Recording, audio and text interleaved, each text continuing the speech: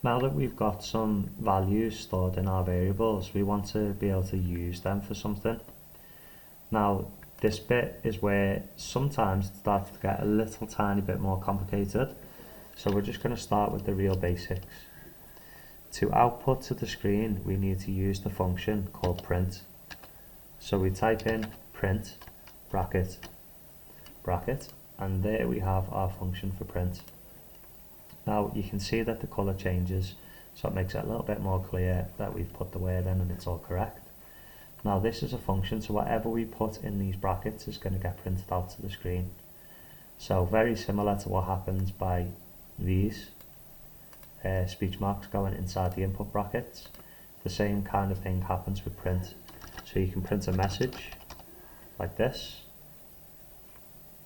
and when you run the program,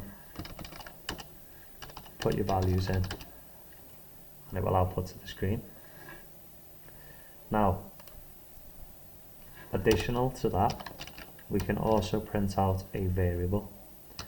So if I say print out age, it will print out whatever value has been stored in age.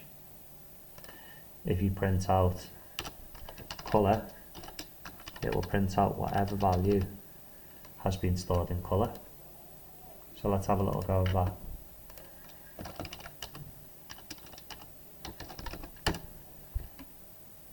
There you go. So it prints out hello, 90 and red, because they're the values that have been stored in those variables.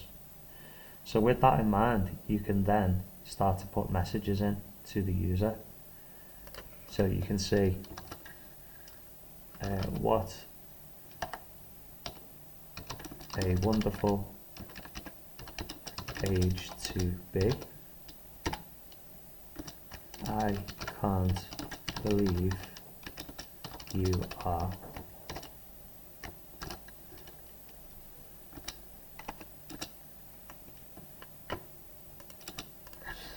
Okay, so by putting this message in, and then we use a plus symbol to concatenate these two things. So we're going to join together this string of text with this variable here.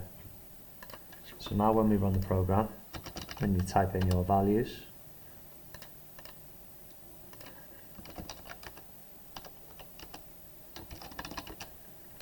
it says, what a wonderful age to be. I can't believe you are 90.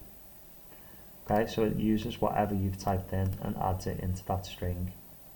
So that's how you do your outputs in Python. You use print. You can either type in a string, or if you want to, you can print out whatever value has been stored in the variable.